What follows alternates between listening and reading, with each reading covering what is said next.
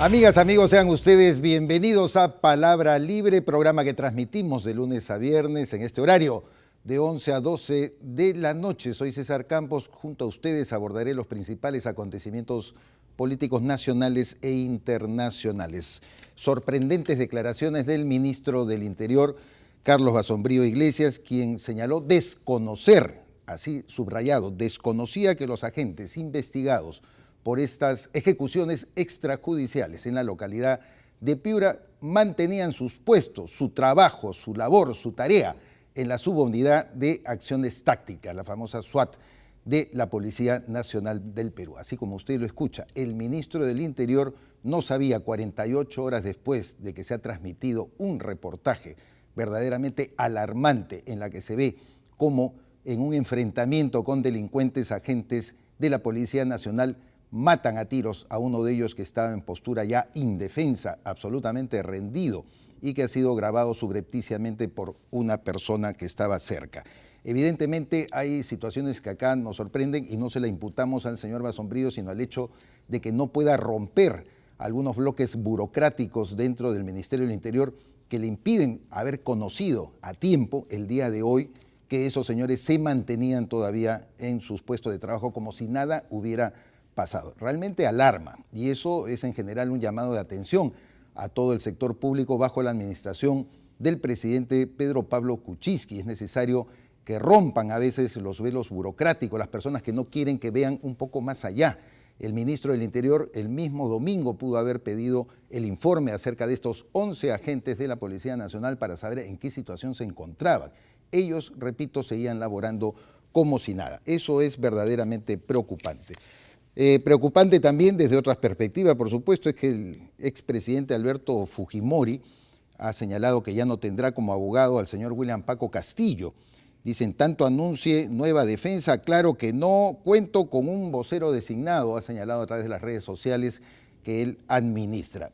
Lo preocupante no es el hecho de que pase un abogado a otro en la defensa del señor Fujimori, sino que simultáneamente redes sociales también vinculados al fujimorismo han comenzado a desplegar una campaña en la que piden la libertad del condenado por 25 años expresidente Alberto Fujimori. ¿Esto tiene alguna conexión? ¿Tiene alguna relación? Sale William Paco Castillo y se inicia una campaña por la libertad del señor Fujimori. Vean ustedes las redes, jóvenes con Fujimori, jóvenes con Keiko, están en la misma onda en los twitters y también en la cuenta de las redes sociales de Facebook. Entonces, algo está pasando, alguna estrategia se está moviendo que necesitamos observar con bastante atención. En el Congreso está movido el tema de poder interpelar o citar al ministro de Educación, Jaime Saavedra, para que asuma su responsabilidad o dé por lo menos explicaciones respecto a cómo andan los Juegos Panamericanos. Ya sabemos el atraso que tiene el cronograma de la ejecución de obras de infraestructura, logística para estos Juegos Deportivos, del cual el Perú será sede el año 2019. Preocupa también tremendamente de que esto se haya dejado pasar. Los amigos del señor Jaime Saavedra, de verdad, en las redes sociales le hacen un flaco favor, y esto inclusive lo ha dicho nada menos que un miembro del oficialismo, el señor Juan Cheput, que ha dicho que Jaime Saavedra no debe escudarse en sus amigos y dar la cara ante el Congreso. Según la tesis de Cheput, no debería ser interpelado, sino debería ser citado para que dé explicaciones. Yo no sé por qué el presidente también, Pedro Pablo Kuczynski, se ha alarmado con la posibilidad de una interpelación. Él ha dicho, me suena a acusación.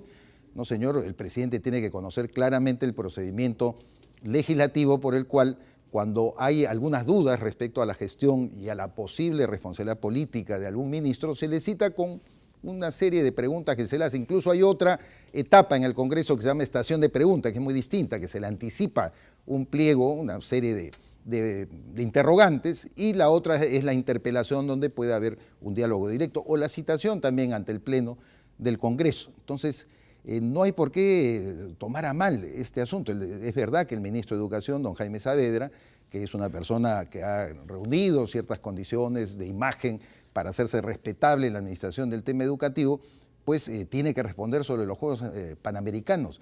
Y sus amigotes, lo de las redes sociales, que son bastante chabacanos desde mi punto de vista, no tienen por qué hacer juicios de valor o comenzar a encontrarse y a chocar con la gente que simplemente está pidiendo esas explicaciones. Creo que todos los peruanos nos las merecemos. Además, el ministro de Economía, Alfredo Torne, lo había anticipado. Esto no es una novedad.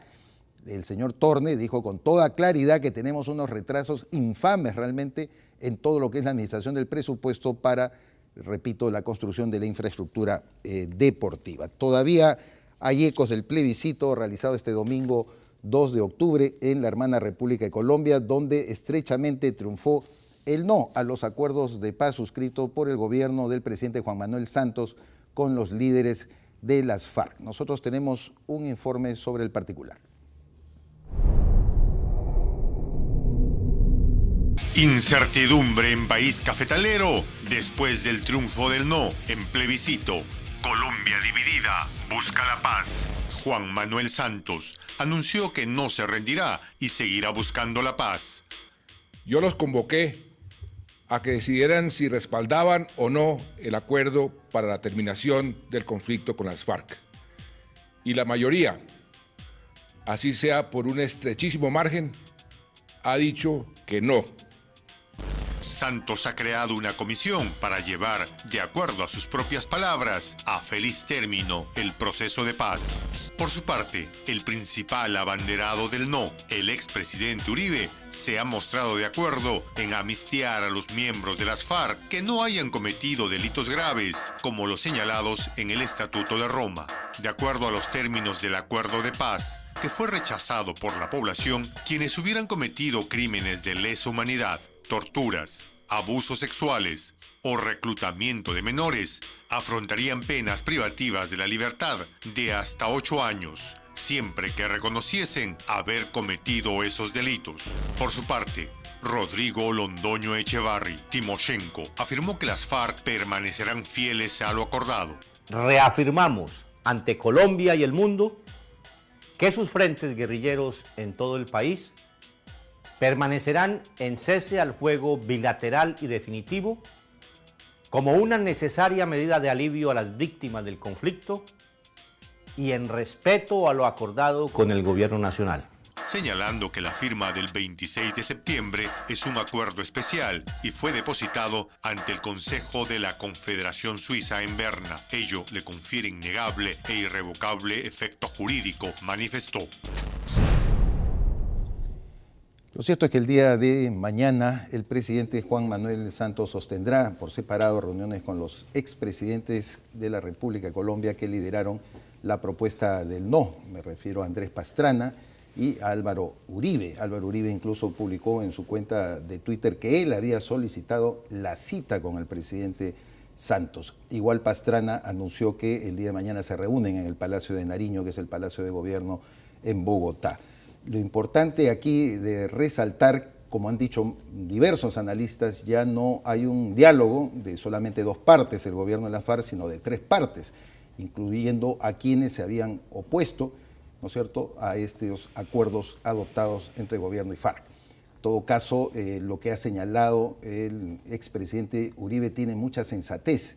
Es necesario que algunos guerrilleros que suman más o menos 5.700 personas que no cometieron ningún delito puedan ser amnistiados.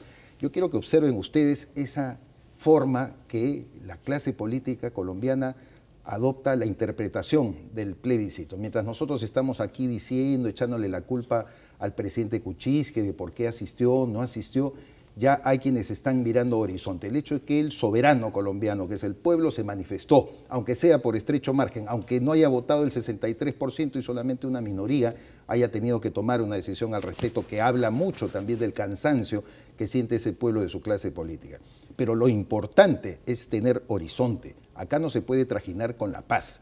El presidente Kuczynski, como el presidente Mauricio Macri de Argentina, como la presidenta Michelle Bachelet de Chile, como también Enrique Peña Nieto de México, con quienes constituimos la Alianza del Pacífico, se hicieron presentes no para avalar los términos del acuerdo, sino la propuesta de paz. Eso hay que dejarlo muy en claro y muy subrayado. No nos pongamos a discutir opciones que buscan, bajo su propio criterio, determinados líderes de otras naciones para encontrar una solución a sus problemas. Guatemala se sentaron también gobierno y guerrilla a negociar la paz y gozan de ella. En El Salvador se sentaron gobierno y guerrilla a negociar y también superaron ese mal momento, con sus dificultades, pero lo superaron. Nosotros cuando a la señora Lourdes Flores Nano se le decía Misty Winza, solamente por apostar en un acuerdo de paz permanente entre estados, entre Ecuador y el Perú, sin embargo, 18 años después vemos cómo el presidente Pedro Pablo Kuczynski va a asistir a una de las tantas mesas de diálogo que existen entre ambos gobiernos, los gabinetes binacionales que se reúnen, porque la paz es una herramienta importante, eso no hay que perder de perspectiva, no nos perdamos en la menudencia. Y ojo, y hago este último comentario también, lo que ha ocurrido luego del plebiscito no ha vuelto a movilizar a las FARC, ¿no es cierto? El señor Londoño, ustedes lo han escuchado, no le vamos a decir Timochenko, que es su nombre de batalla de combatiente guerrillero. El señor Londoño ha dicho, nosotros permanecemos en la línea de buscar la paz, es decir, no hay movilización de tropas, no hay nuevos enfrentamientos, no hay más víctimas. Entendámoslo de esa forma, dejemos el maniqueísmo de quién estuvo bien, quién estuvo mal. Yo, en lo personal, respaldo al presidente Kuczynski de haber asistido a esa ceremonia, a la que fue también, dicho sea de paso, nada menos que el secretario general de Naciones Unidas, el señor Ban Ki-moon. ¿Estaba avalando los acuerdos? No, señores, estaba avalando el esfuerzo de paz. Entendamos de una vez por todas eso. Y para un poco conversar y dilucidar y profundizar este tema y otros, por supuesto, del acontecer político nacional, tenemos el gusto de presentar al congresista Jorge del Castillo, líder del partido aprista, que ha sido también primer ministro y que conoce todo lo que es negociación, todo lo que es los esfuerzos de los estados, todo lo que es avanzar hacia la paz, porque también padeciste, Jorge. Buenas noches, bienvenido a nuestro programa. Muchas gracias. ¿No es cierto? Como muchas personas, muchos amigos comunes que tenemos los embates de la violencia terrorista y sabemos distinguir muy bien una cosa de otra. Estuviste en Colombia, me gustaría que resumas un poco tu experiencia, tus diálogos, incluso con el presidente Santos, con la oposición sobre este tema. Bueno, fui invitado por el Partido Liberal Colombiano y había toda una misión de observación de Naciones Unidas, de la OEA, de UNASUR, de la Unión Europea, en fin, éramos un grupo bastante grande. Y obviamente yo apenas llegué, me di cuenta, tuve una emisión en RPP el sábado, y yo dije, la llegada va a ser estrecha, ¿no? Porque todas las encuestas decían 10, hasta 15%. Ese momento que había, pues, sí se imponía, pero tremendamente. Es. Además, después del impacto de la firma, que algún impacto tenía que tener, se suponía. Pero bueno, uno para eso está en la política, para oler el ambiente y darte cuenta que ahí estaba produciéndose una reversión, ¿no? O definiciones de repente que gente no estaba definida. Claro, uno después puede analizar, criticar, que yo prefiero no entrar a eso. Yo coincido contigo. Creo que aquí lo importante es la megatendencia a la paz. Eso es lo que vale. Y creo que hacerle una crítica a nuestro presidente Kuczynski por ir sería absurdo. Es arbitrario, porque en el Congreso injusto. le hemos dado el permiso para que vaya. Por supuesto. Nadie votó en contra. Así es. Entonces fue un acuerdo unánime, es estupendo. Entonces, todos los países vecinos es correcto que vayan. Y han ido unos que sin ser vecinos, pero siendo del continente, han estado ahí, como Chile y Argentina. Entonces, yo creo que aquí yo veo lo siguiente. En primer lugar, ese es un proceso de paz que es irreversible. O sea, y qué bueno que sea así. O sea, no es que fue el no, entonces ya todo el mundo al monte. Vuelve a sus trincheras. No, de ninguna manera. Acá creo que, más bien, y la noticia que acabas de dar, de que se van a reunir mañana los presidentes, todos los presidentes colombianos, que en Colombia los presidentes de la República son una institución. Así es, por supuesto. Son muy respetados. Son tremenda, toda. Y suelen reunirse además entre ellos, ¿no? Sí. Práctica y pese que a que absurda tienen, y tontamente rompió Humala, por ejemplo. Y pese a que tienen una controversia, ok, pero es muy buena noticia que mañana se reúnan. Seguramente saldrán algunas chispas del primer contacto, ¿no? Pero es un primer contacto que tiene que seguir para ver cómo se adecúan y cómo este proceso no irreversible se convierte en más viable, digamos, ¿no? Aceptable. Porque si hubiera ganado el sí por el pequeño margen que ha ganado el no, también habría gente que diría, oye, muy poca diferencia, no es lo mismo. Bueno, ya no hay que mirar atrás. Yo creo que una visión de Estado, una visión continental, una visión de integración, nos tiene que llevar a decir, mira, Colombia en buena hora que has emprendido este camino, yo creo que Santos se la jugó con todo, así puede haber cometido los errores que haya cometido. Correcto. Pero no es censurable para nada la decisión política trascendente histórica que le adoptó. Es un tema de ellos, ¿no es cierto?, ahora encontrar cómo van a desengajar esos acuerdos y buscar los ajustes, como lo que está proponiendo Uribe, que suena razonable, muy bien. Hay personas que tendrán que aceptar probablemente su responsabilidad penal porque está dentro de lo previsto. Es una idea inteligente, esto que no tienen nada que ver, lo sacas, entonces ya son 5.000 problemas menos, claro, ¿no es cierto? Claro. Y entonces la gente termina de movilizarse, termina de entregar sus armas, proceso que ya empezó.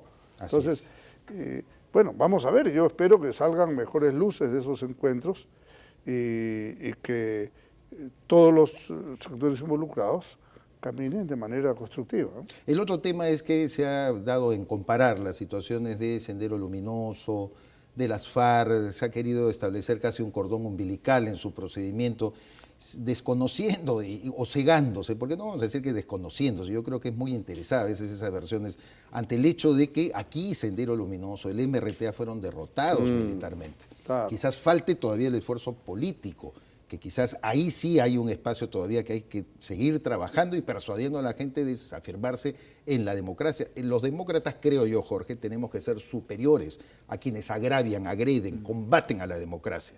Y superiores en la persuasión, superiores en el pensamiento, porque siempre vamos a tener que garantizar que la gente piense como ellos quieran y no se le podrá negar ese espacio. Entonces, pero la comparación era válida, ¿tú crees? Absolutamente para nada, porque primero... la FARC era una guerrilla que han cometido excesos terribles, es verdad. Violaciones, pero era asaltos. Era una guerrilla. El otro era una banda asesina. Nunca era cara a cara. No tenían un comportamiento regular de nada. Mataban a la gente a sangre fría.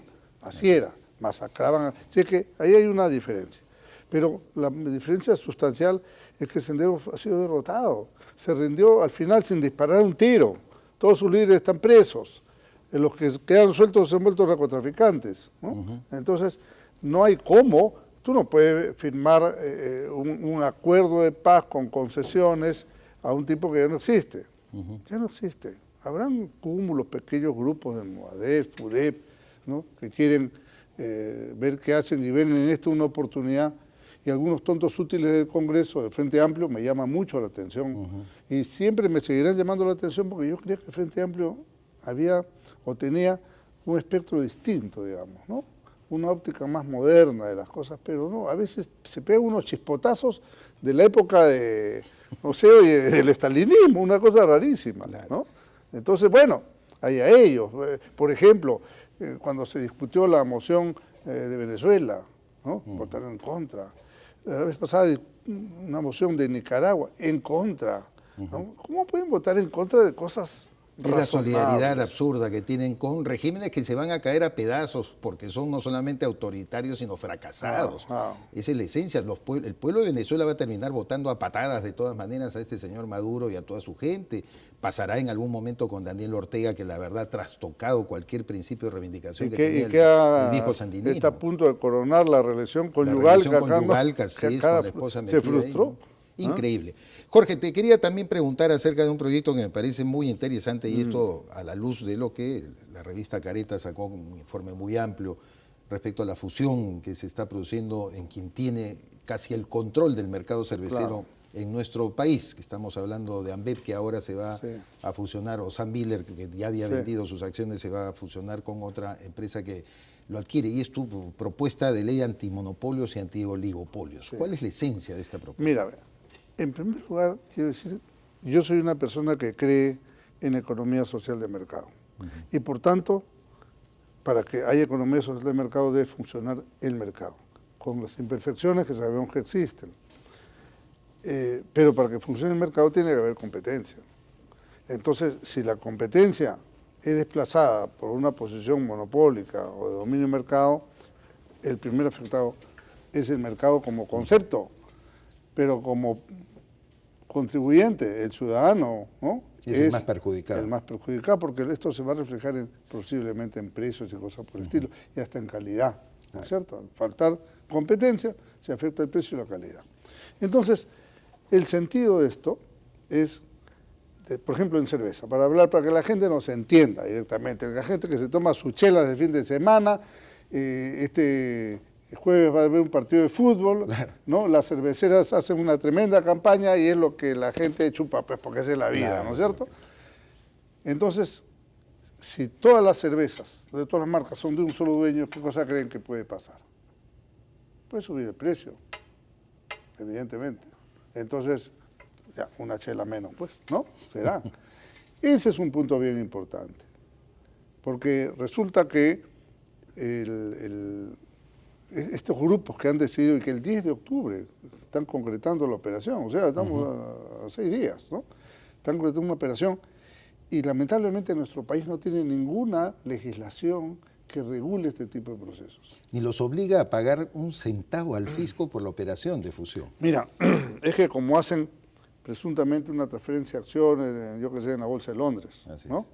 Pero eso vamos a hacer una derivada en un ratito más.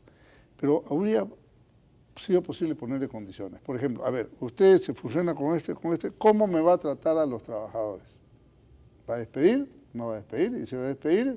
¿Cuándo? ¿Cómo? ¿Y en qué términos? ¿Y cuánto les va a pagar?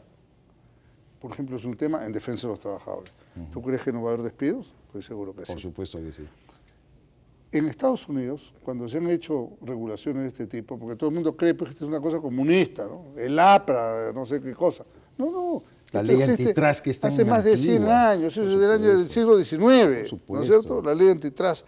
Entonces, pero se sigue aplicando en versiones más modernas. Y por ejemplo, Microsoft últimamente fue obligada a vender toda una división. Exacto.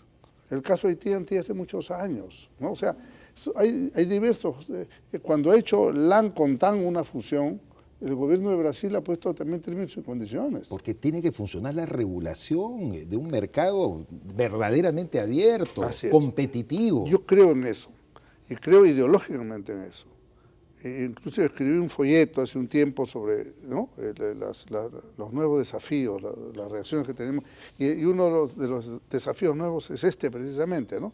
Porque había toda una época de tendencia de fusiones, y no está mal que fusione, yo no estoy en contra de la fusión, porque si eso fortalece una empresa, baja costos, estupendo. El problema es que cuando esa fusión o una adquisición se convierte en una posición Jorge, de abuso de dominio fíjate en mercado. el mercado, por ejemplo, de las playas de estacionamiento. A mí me sorprende, yo no tengo nada contra los señores de los portales, no conozco ni a sus dueños ni de administradores, pero cada vez pues pareciera que tuvieran también el monopolio y la presencia masiva en cualquier estacionamiento. El que acaba de inaugurar o que ya ha empezado a funcionar en San Isidro, por ejemplo, ¿no? Bajo el impulso del alcalde Manuel Velarde, pues simplemente lo tiene por los portales. Miraflores lo va a tener los portales. Muchos van a estar ahí simplemente controlando todo este mercado que parece tonto, aleatorio, marginal, no lo es. Oye, hay portales que te cobran 10 soles por una hora, dependiendo de la zona. Ahora, este no es un tema que tampoco amenace como idea a la mediana empresa ni a las empresas aún grandes, ¿no? que trabajan normalmente en el mercado. Eso no es problema. El problema es cuando grandes corporaciones, ¿no? se suman para acaparar el mercado, ¿no? Ese es el punto que hay que verlo con mucho detenimiento. Por eso lo que nosotros hemos hecho no es un proyecto de ley, ¿no? Hemos hecho una moción. Y cuando se discutió la delegación de facultades, yo en el uso de la palabra en mi discurso hablé del tema. Porque es un tema que no hay legislación en el Perú. No hay mucha experiencia. No hay mucha gente que sepa tampoco. Pero tenemos legislación comparada de otros países. Ahora que estuve en Colombia, me averiguo, en Colombia hay, en Chile hay, en Brasil hay, en Europa ni que se diga, en Estados Unidos es pues la madre de las regulaciones. Claro. Entonces, yo he planteado que un grupo de trabajo estudie el tema, ¿no? Yo en el escano se ha adelantado. Se ha ido por la libre. Jugando a la Tampa el Offside. Sí. Y ha presentado un proyecto, ¿no? Sí, así es. Pero ¿qué dice? Que si tienes más del 51% del mercado, perdóname, y se lo voy a decir a Johnny, 51% del mercado tiene cualquiera. Y eso no necesariamente es una posición de dominio de mercado. Así es. No lo es. Es si tú tienes pues el 80%, 90%, ¿no? Algo más consistente. Claro, digamos, ¿no? y que tenga además una actitud, ¿no? Claro. Porque a veces hay monopolios que existen. hay monopolios porque es muy difícil que tú puedas, monopolios del Estado inclusive, o qué cosa es, yo qué sé, Sedapal, por ejemplo, Claro. ¿no?